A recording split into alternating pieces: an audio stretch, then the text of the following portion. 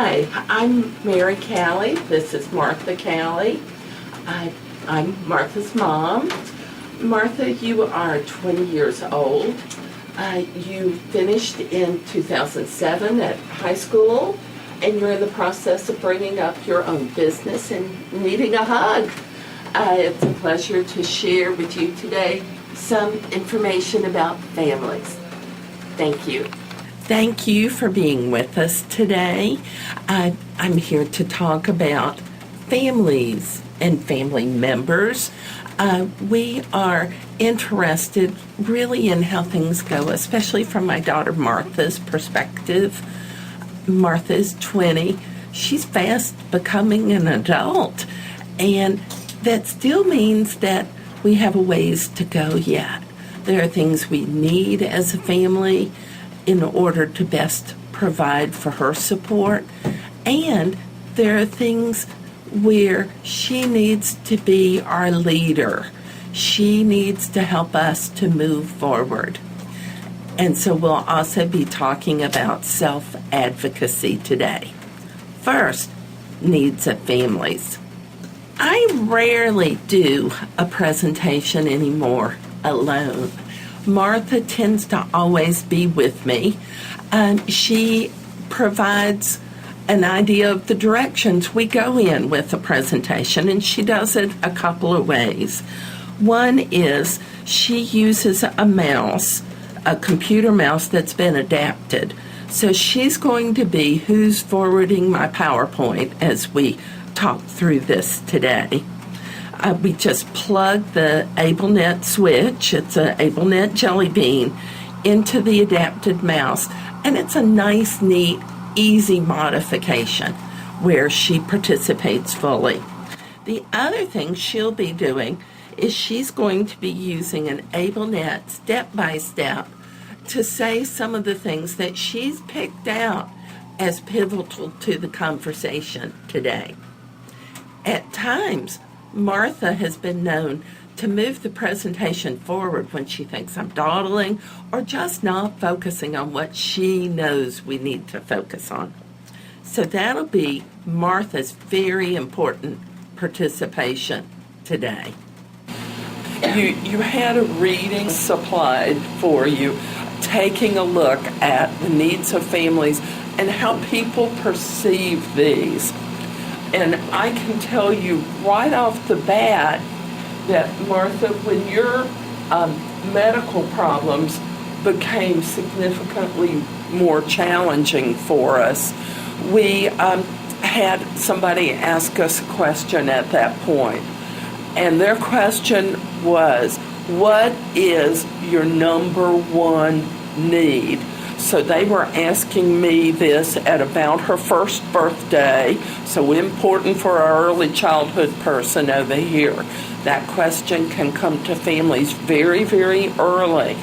I can tell you that the number of times I've heard it since then, they all fit on one hand, okay? Sadly, we're not getting that question a lot. And of course, your article for today really begins to take a look at what families' needs are.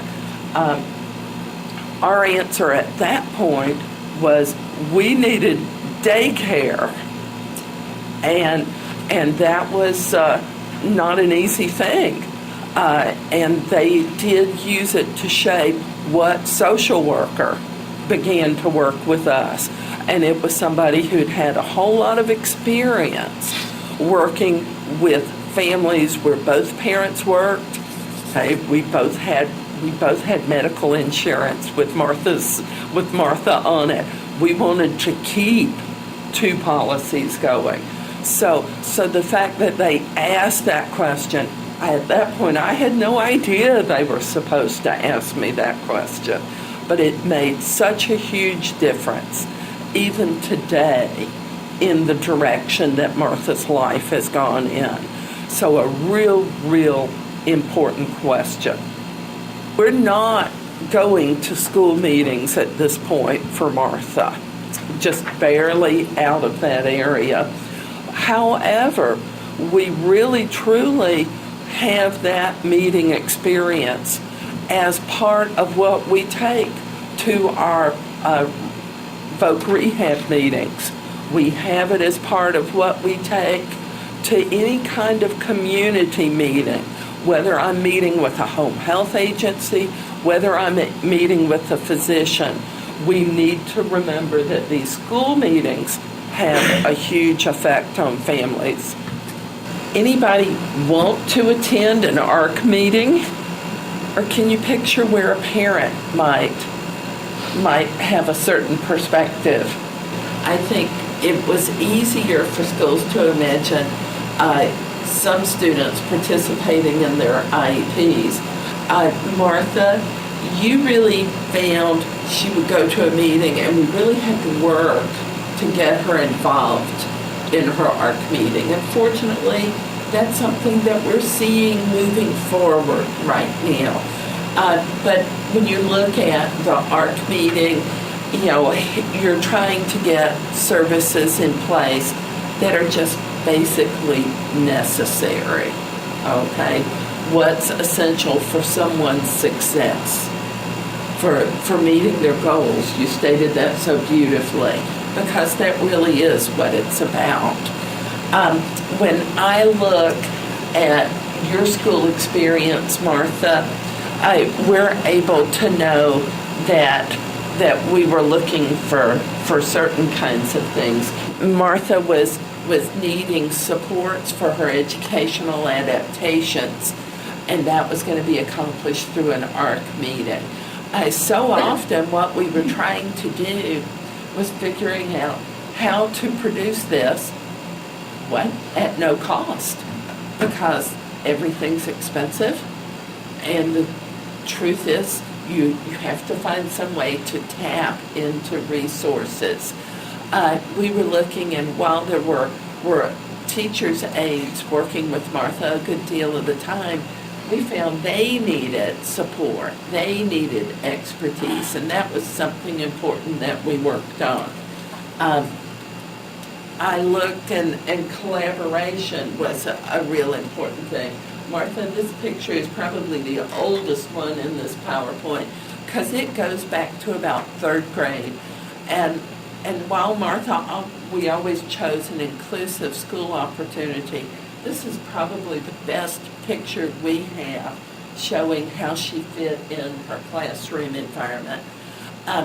The young lady who's giving her horns, I can tell you, when she got her playhouse in the backyard, one of the first things she did was insist that it have appropriate ramp access. And that was just part of treating Martha the way she treated her sister.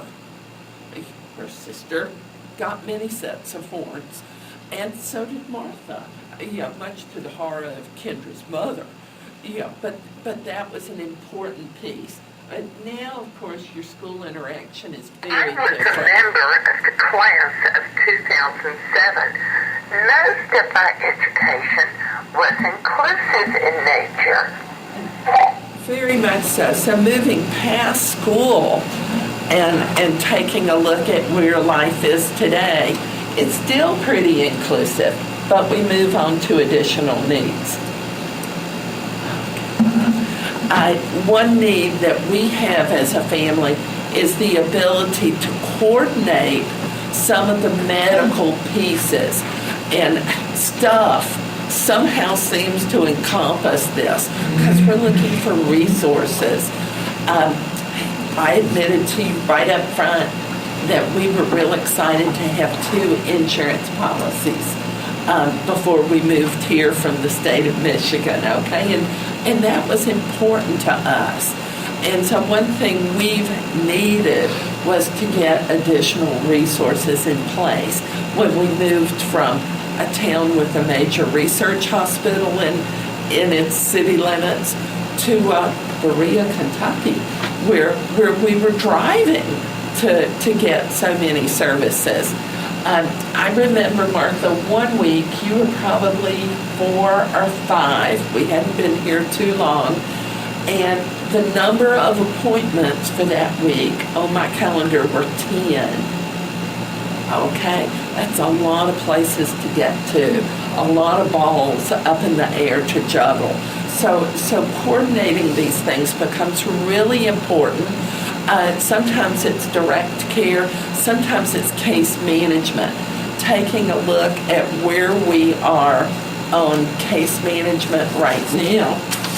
I was able to come up with 6 different people who tell me they're Martha's case manager.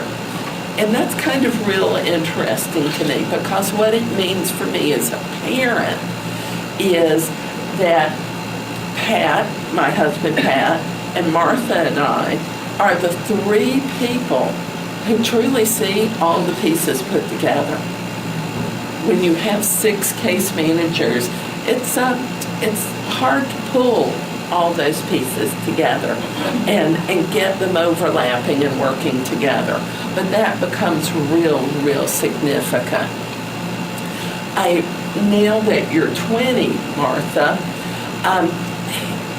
it's interesting because we think about when she was little and we'd say we want to understand how she's going to grow and how she's going to develop. And that's still true. There are things to pay attention to now in terms of keeping her body in shape, keeping everything moving forward. But now we begin to go forward and we say, well, now what is this going to mean when Martha's aging, or when Pat and I are aging, because we're not as young as we used to be. So coordinating all of these pieces really becomes something huge and significant. And it really becomes something for you, Martha, because you have some real distinct preferences. I don't like going to the doctor, and truly, that I'm someone's patient is just not the most important thing about me. So we're always juggling these pieces in such a way that we're having to think about this fact that Martha's not got an identity in her mind as a patient. She hates going to the doctor. And the person that they see is going to be somebody who's not interacting, who's not happy to be there, who's trying to figure out a way to get out of their office. And I've seen you pull lovely routines to get out of appointments before. It's amazing what she can do to take control without them ever knowing that. But real important to keep these medical pieces together. And while these are some of the hard medical pieces, thank you, Martha, I can tell you that we've had very definitive therapeutic needs along the way. And we've been really lucky in this form because I guess when we've had a therapist who didn't quite work out, they didn't stay with us very long. It happens that the young lady in the picture with Martha here has actually been with Martha since 1999. And she's an occupational therapist. And one thing she tells me is that when Martha is not making progress, she will be gone, okay? And I appreciate that because Martha's time is important. We're not doing therapy just for therapy purposes. We're doing it to get certain things accomplished. And she's been good to say, what are your needs? What's important? Martha, there was a time a few years ago where we talked real seriously with this OT about Martha having some recreational things to do at home. And when we turned out, we met her at Michael's one day. And she worked with Martha to figure out what did Martha want to try and what did she know how to adapt and what could she figure out how to adapt. Some really neat, important things. Now, we're coming up on the magic 21st birthday.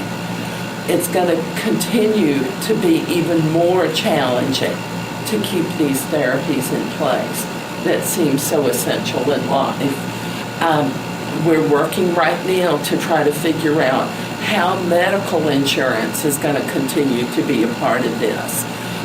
We've got some Medicaid participation, but the truth is right now, Martha, I think we've got Medicaid paying for your occupational therapy, but it happens that the PT of choice is doing great things with Martha.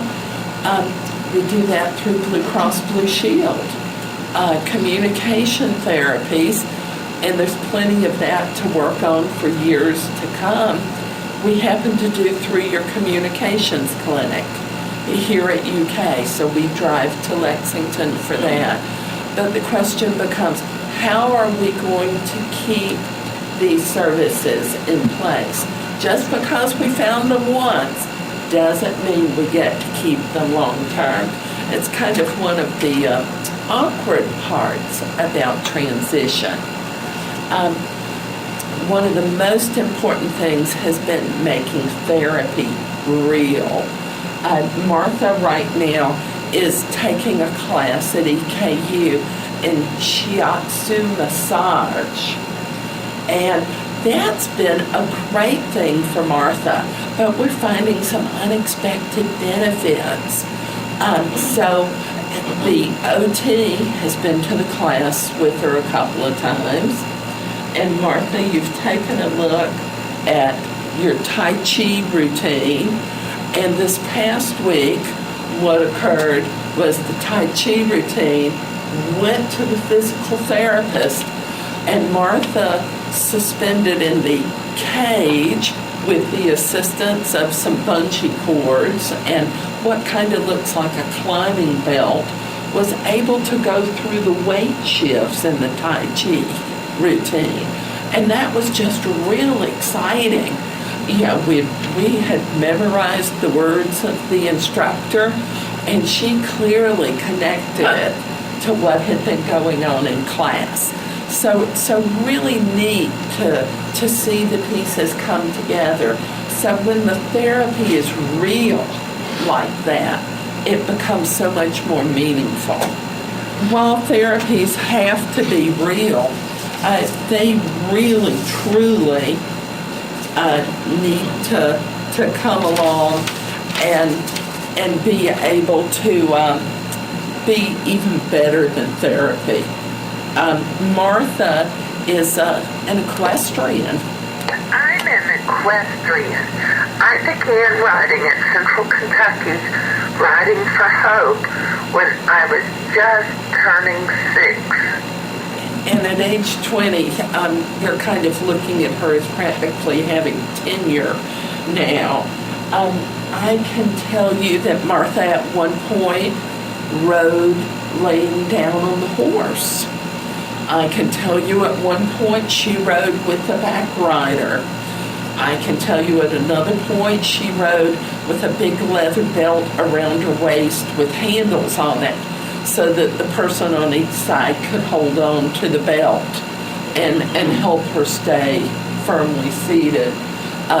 Now there's a little downward pressure to a thigh, and Martha's good to go. Martha, you rode 55 minutes yesterday evening in the wind, and it was lovely, and she had a wonderful time.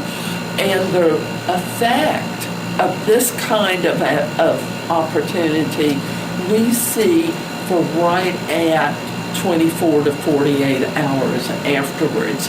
And what would normally occur if we weren't here this Friday morning, is we would be at home with Martha doing part of her work, because she does it so much better after she has been on the horse. And so it's real neat to see these large motor opportunities making for increased communication, making for improved small motor skills. One person who says the horseback should just never have time off for Martha is the OT, because she sees such an improvement in her small motor work after after a horseback ride. While we've got opportunities to find the good, you don't just say, oh yay, we can ride horses 4 months out of the year. You got to keep looking for what's going to occur. We're real impressed with this massage class.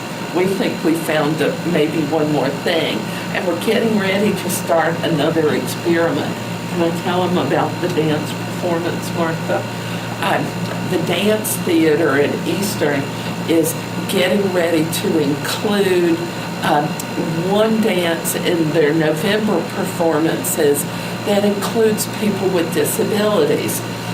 So for the first time, Martha's going to be looking at performing in a dance performance.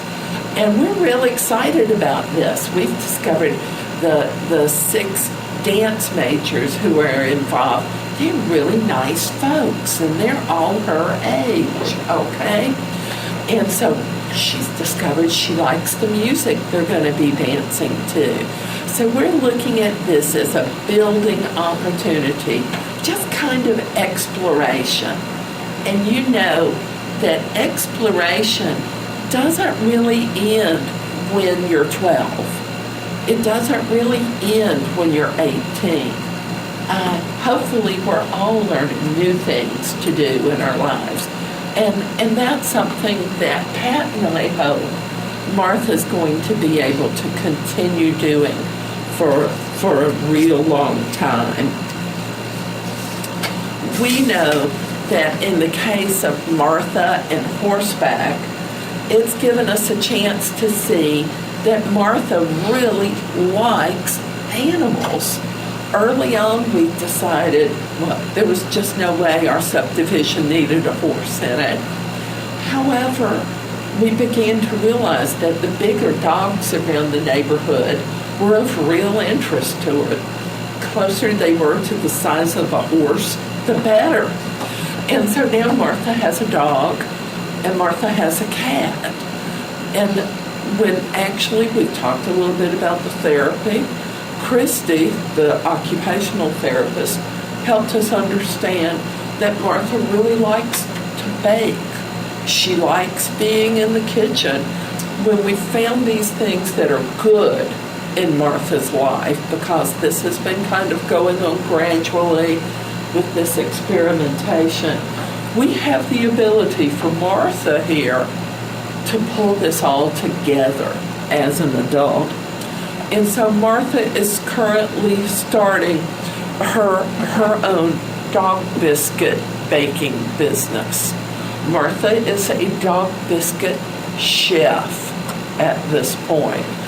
And it really came about because of these things we had done earlier that allowed us to take a look at the future. So she's been working on training treats.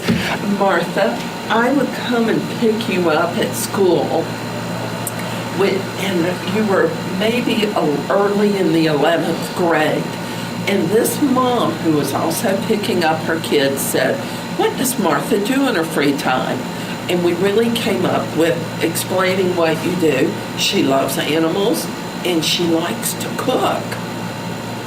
And she said, I've got this recipe that I want to share with Martha sometime. These make the best peanut butter dog biscuits. And we just never quite followed through with this, but we kept talking about it.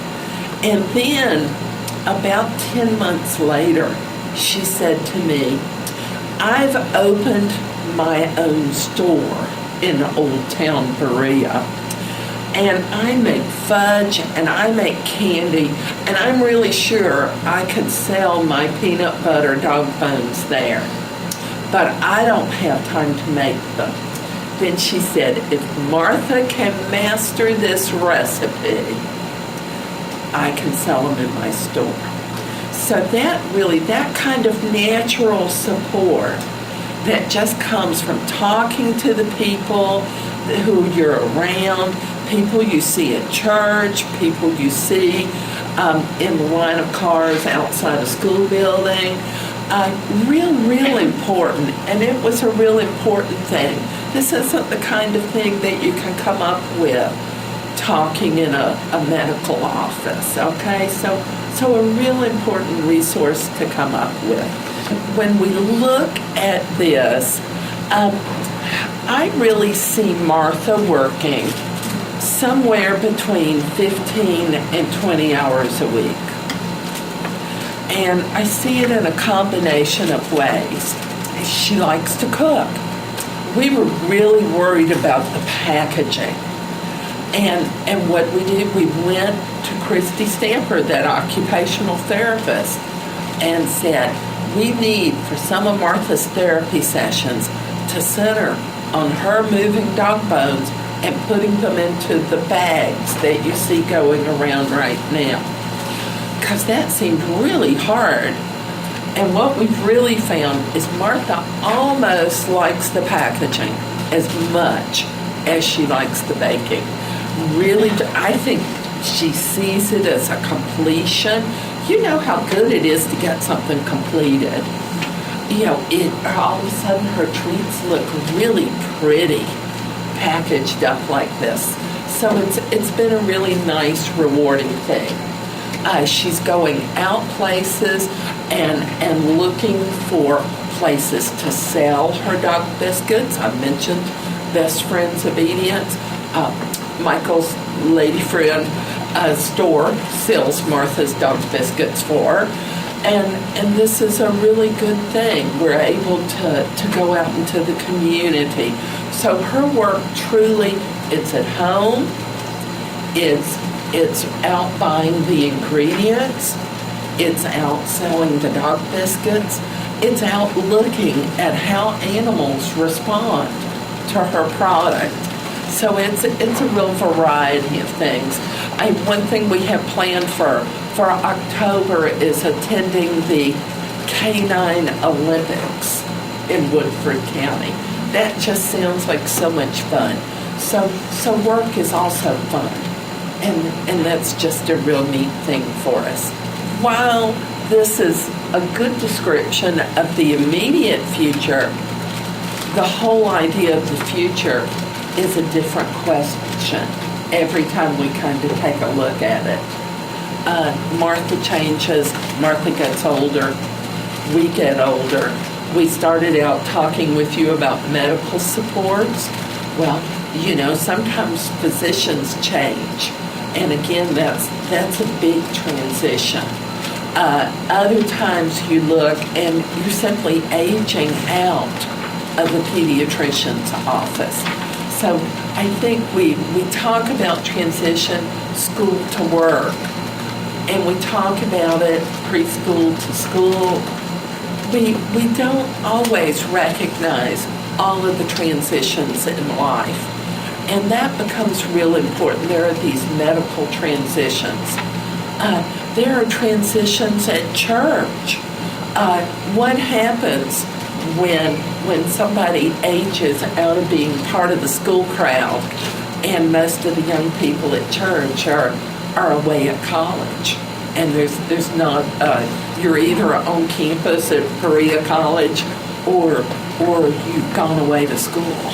So it becomes a real interesting question. There are many, many ways to look at the future. It does take some flexibility. I think when we moved to Kentucky, I pictured I might not be working full-time for a year or two. Well, Martha was 4, and I'm still not working full-time, folks. And while this has just been something that we decided would be best for our family, a little flexibility is what it's taken. We knew my husband is a good, hard-working person. He teaches at Eastern. And if he didn't get to really go at this great guns, he probably wasn't going to be happy. And if I didn't get to go at my work great guns, I probably wouldn't be happy. Well, we worked out this deal, and that kind of flexibility became important.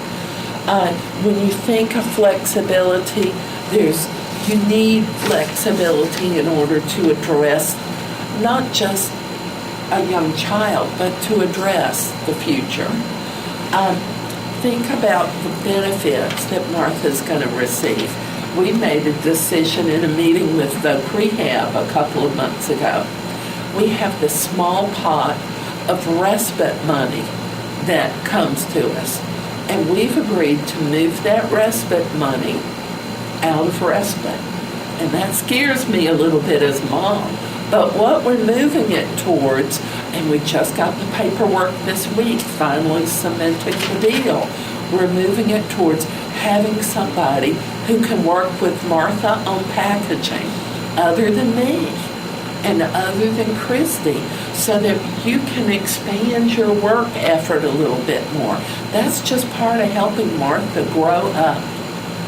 And so that kind of flexibility, that willingness to think about resources in a different way becomes a real important piece of flexibility. It's part of really making person-centered choices. When we look at Martha, we know that she's not quite fit into programs and settings along the way. I remember everybody looking and say, "Oh, does she love to bowl?" And I'd go, yeah, because she didn't really. I learned really quickly, and it took a while for me to process this, Martha, that Martha didn't really care about bowling. She liked to go to the bowling alley if the people she went with were badly behaved, okay? But if they weren't a little badly behaved, it was boring to her. But somehow everybody thought she should be going bowling. Well, it turns out Martha likes horses. You know, Martha likes baking. Martha may really like shiatsu massage. And we need to find these things that are important to her. And we needed to be flexible in what we offered her. It's not just being flexible. It's having a bit of a safety net. I believe every family needs some kind of safety net. And at various points in our life, we've excelled at that more than maybe even we do right now. Martha spends a whole lot of time with me. You know, so that tells you there needs to be some additional supports looked at. Just to make sure there's more than one net on things.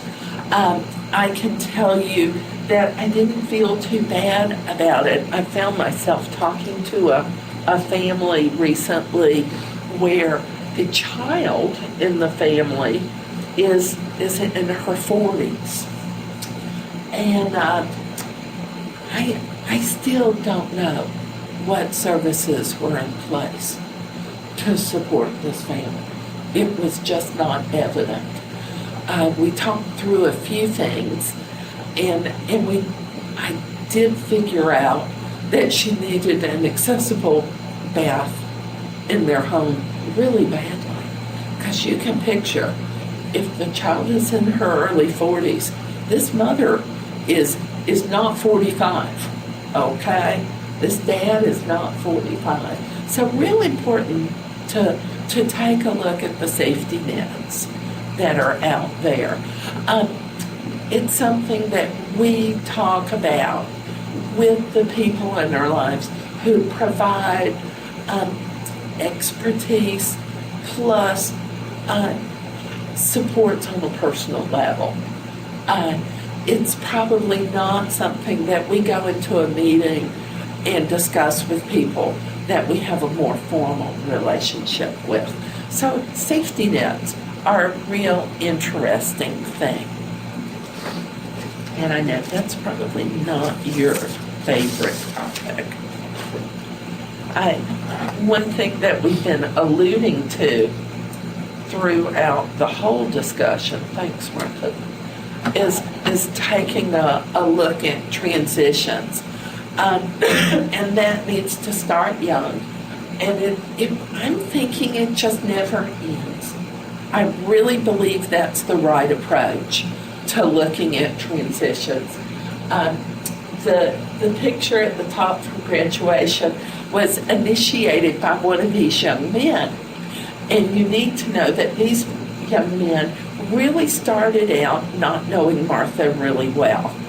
And then they got put together in a classroom assignment, and supports were provided so that everybody could learn the way they learned. And I think you ended up narrating a cooking show where all three of the boys produced Chinese dishes at once. Okay? It was a real interesting thing. I don't think they pictured Martha being their narrator, their MC, if you wish. But they did a really good job at this. And what I found was the boys kept coming back to Martha. They had satisfaction with how the four of them worked together as a team. Now, when Martha, you ran across Juan in the mall, and when Martha was gate training in the mall, because that's more fun than gate training anywhere else, quite honestly. And Juan came running up, and he was excited to see her. And he was excited to see her moving her gate trainer through the mall with nobody helping her. And to tell her what he was doing. And when there was going to be a party at high school that he thought she might want to go back for, just like he was thinking about going back for. So really neat to see supports from something academic turning into a social opportunity. We have this picture truly because the boys initiated it, not Martha, or not me, not a teacher. Down below, you've of course got Martha working on packaging. Martha, you're using a heat impulse sealer there, and she uses that to seal the cello bags that went around. So that gives you some feel. She likes that particular tool. Came to us actually from a baker who said, try this. And so it was a learning environment. But that's part of the things that it seems to us are important in terms of what our family needs a lot of help with. And I've shared with you a little bit of how we've addressed it over the years. Martha, you're aware that your mom and dad really had to advocate to obtain inclusive settings for her. And it made ARC meetings hard. And it's real interesting to me because I'm not a strong person, but I really found that I had to be a strong advocate in an ARC meeting. I did find that we needed help advocating, and we did. We turned to protection and advocacy to get isolated things accomplished. And then, you just always, you keep your eye on the prize, which is an appropriate educational plan. And so, like I said before, you work to accommodate and to produce some of these things as much as possible without cost. And you try. That's just all you can do. I see today that I'm a little meeting shy, and I think it's because of ARC meeting experiences. We always saw that there was a path for Martha to take, and I think sometimes it was hard for our school with 30 in a classroom to see a path. I think there was a place in one of the ARC meetings when they said, well, let's just get a collaborative teacher in there. And I couldn't imagine being in an ARC meeting where some staff member didn't say, well, you don't have anyone available for that. So it becomes resource management. And you have to be firm. You have to look at what's necessary. And you have to be willing to say, oh, let's think of how we might produce the manpower needed to do that. It takes thinking outside the box. But so I don't view all of the problems. It's not meanness. It's not horrible people. I can tell you that I probably pushed a few people towards that, just as they pushed me. It's a challenge to make the pieces balance. Good morning. I'm 20 and working on becoming a self-advocate. And Martha has moved towards being a self-advocate, not as a single leap of progress, but rather more as a long process. This is something that starts when a person is a preschooler and moves all the way through. Martha, could you move us forward to the next slide? There's lots to learn when you're becoming a self-advocate.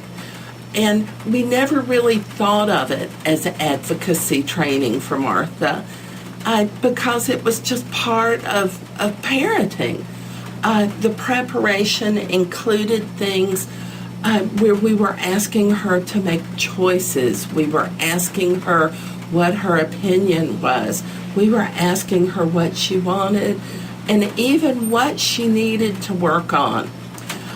There were things in terms of training that became important to gearing towards Martha's self-advocacy development. The training didn't really get labeled self-advocacy training early on. It might have been called something like being out in the community or even Girl Scouts. Communication strategies become important to allowing a person to express their own opinions and needs. So we needed to take a look at that. Martha is able to reflect on what's going on in her life and think about how things have gone, what needs to be the same, and what needs to be different.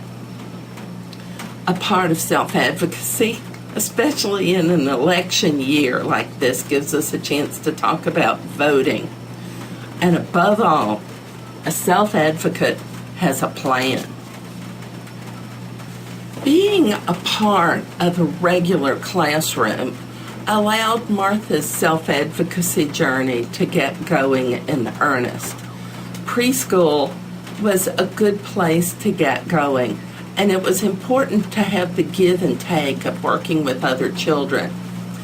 In Martha's case, elementary school meant being out on the playground, getting jostled a little bit, and even receiving maybe devil's horns from one of your best buddies. Martha always had a good time at school, and I think she learned that what she thought was important. Early on, we also began implementing a calendar system. That was important, wasn't it, Martha? Actually, becoming a self-advocate is something I started working on very young. You did, but you never stopped anywhere in there, Martha. When I look at how you progressed through middle school, your self-advocacy career was in full swing.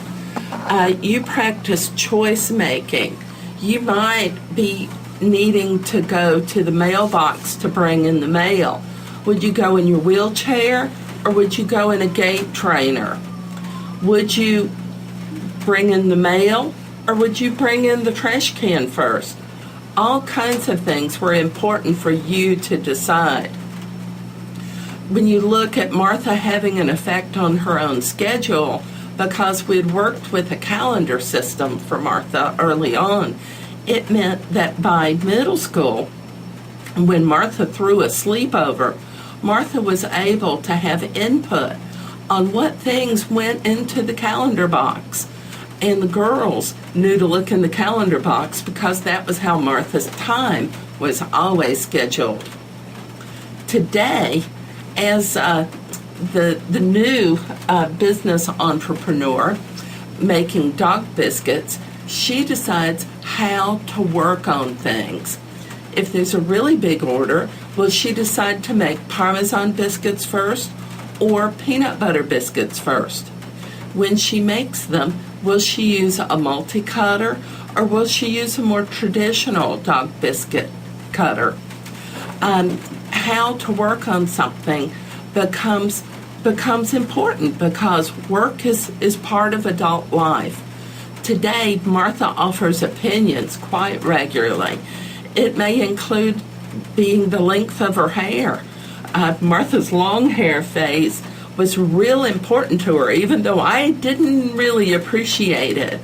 She decided to take it shorter only when it got in her way at horseback riding, because that was something she valued even more than long hair. I make choices. And you do make those choices on a real regular basis, Martha, and that was just part of being what? I was a Girl Scout from age 9 to age 18. I still get together with lots of old troop members. And that's right, Martha. This particular event shows Martha in the background getting out of her wheelchair to go do a little work at an archaeological dig. For this fun opportunity at Henry Clay's old mansion, in the archaeological dig, Martha turned out to be the middleman through job sculpting. They had two jobs. One was digging things out of the earth, and one was standing at the sifting table, not exactly wheelchair accessible, and sifting through what came up. Martha got to work with everybody that day because Martha's job was sculpted to be the very end of bringing things from the earth and the very beginning, the delivery to the sifting table. It gave us a beginning to seeing how her work might develop as an adult. The camaraderie of Girl Scouts occurred very naturally. This group of young ladies had been together for a number of years. Today, they live in multiple countries, but they're going to be getting together at Christmas time. I know you're excited, Martha. We've got friends coming in from Australia, and they'll all get together and exchange presents because they still keep up with each other, and they still, argue and bicker a little bit like sisters. That's part of self-advocacy training. In Martha's case, she's going to the mall now looking for Christmas presents, making the choices for her friends. So it's real neat to see how self-advocacy starts so early in an opportunity like this, just out in the community, and continues as somebody becomes an adult. Martha gets to think about, with self-advocacy, will she make a more formal effort at training and at camaraderie? Martha might choose to join Kentucky Self-Advocates for Freedom, and that is a real possibility. When I look at her formal organizations since getting out of high school, she's kind of played around a little bit with our local Humane Society, but we don't quite have it up and running.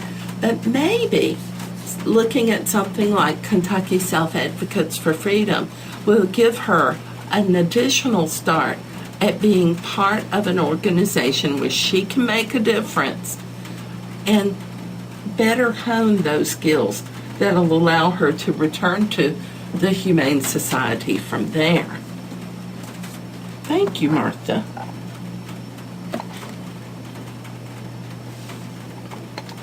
What communication skills do I need to improve to be a better self-advocate? I think that's one of those important questions that Martha's asking, and it's something that you're all going to want to think about. For Martha, and for people who you develop a working relationship with, Martha became a switch user early. She really wasn't sure that she liked doing that, and people would stand before her and say, hit the switch. But after a while, we got where we were saying more meaningful things. We were saying, turn on the hairdryer. We were saying things like, can you run the mixer for me, please? And that is when we became an important switch user. When Martha went to the movies and ordered her own movie ticket, it became way more important than just hitting a switch. It was her way to get into something she wanted to see. So these communication strategies are really something that we're asking Martha to step up. Even though she's now 20, it's important to notice that Martha isn't just standing still on her communication efforts. She's moving beyond just making choices. We're asking her to give a right answer, preferably over a wrong one. And what this does, I'm used to communicating with her, but for somebody who's not used to communicating with her, they gain a little bit more security that they are a good recipient of her communication. And that helps them to move the communication relationship forward. Martha's not going to have a good self-advocacy experience if I'm the only communication partner. That's something that I feel very strongly about as her parent, and it's something that I'm trying to make sure that we nurture her communication with other people.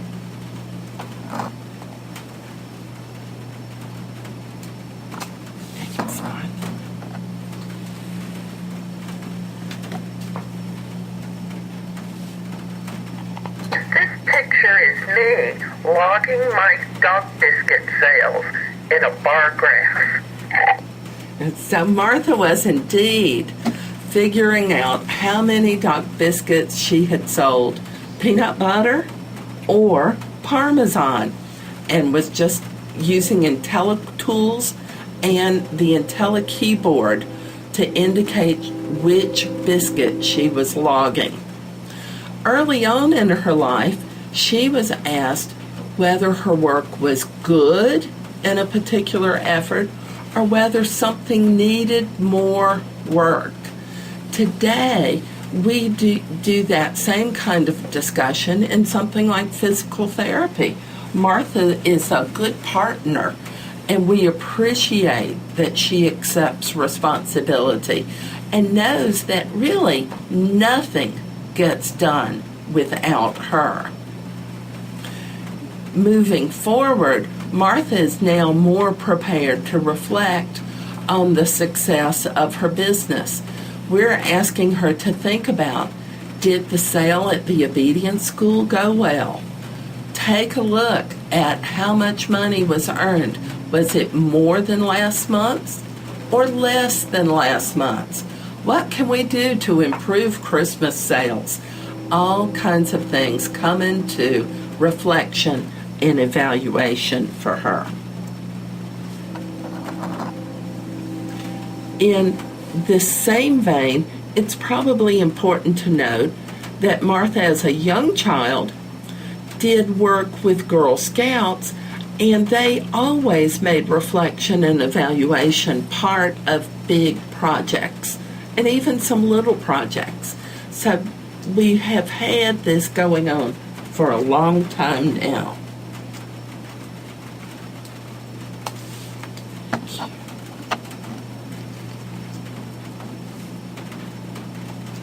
Maybe I should vote. I knew who my candidate was, and the majority of citizens were with me. That's right, Martha. This is something that Martha gets very attentive on.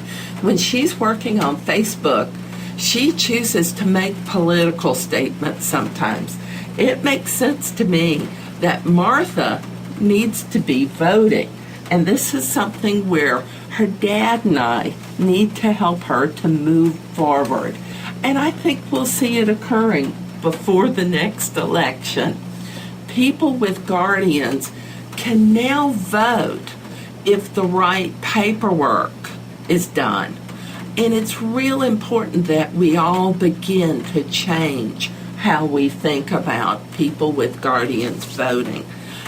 I'm comfortable that Martha is ready to make good decisions. Martha knew exactly who her candidate was, and I'm sure she will be just as opinionated next time as the rest of our family is, too. I need to plan for both work and fun time. It's certainly taken more planning than I pictured to bring up Martha's business. Martha, as Shoot for the Moon Animal Treats, is beginning to really get to do the work that she wants to do. Early on, we knew she liked animals. We also knew that she made a really wicked cheese ball and several other recipes that she could really get her hands into.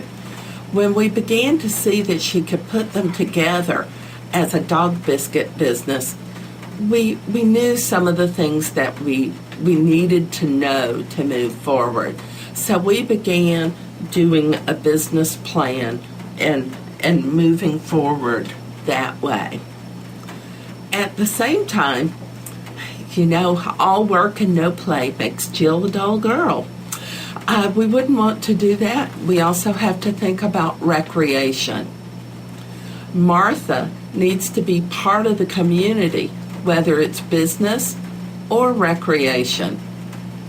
And we know that while we have a plan currently, we probably are going to be developing more of it along the way as Pat and I get a little bit older.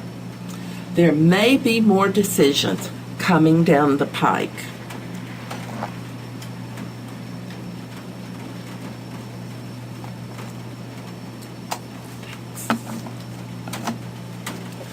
When we look at work and recreation, sometimes we tend to separate them out. In Martha's life, I'm really finding that the harder she plays, the harder she works. And we really do find her capabilities when we look at the things that motivate her, such as being an animal lover. We know that after Martha horseback rides, we know she has improved small motor skills the next day. So you can bet that the day after riding that you see in this picture, Martha made a batch of dog biscuits because that was something that she was really going to be ready to do. Now, Martha loves those horses, but we had to have a lot of discussions. Dog treats or horse treats, and somehow dogs came up first. We know we'll probably be moving on to horse treats eventually. When Martha decided to take on a family cat a few years ago, it also meant that pretty soon we'd be looking at cat treats too. One business that Martha sells through here in Lexington immediately responded to the success of Martha's dog treats with, "We want to be the first to know when she makes horse treats." So now Martha's decisions are getting a little bit tougher, but they will be hers. Whether it's work or recreation, we're going to use technology of varying types to increase her independence and to increase her abilities. Here, riding Chico at Central Kentucky Riding for Hope, you see her holding on to just a large circular handle. This year, working with Voc Rehab to define how Martha would push dough into a dough sheeter for her business, they looked at what kind of handle the pusher might have. It was quickly decided that it might do well with the exact same handle that she holds on to when riding Chico. So indeed, work is so important, but recreation is right up there with it.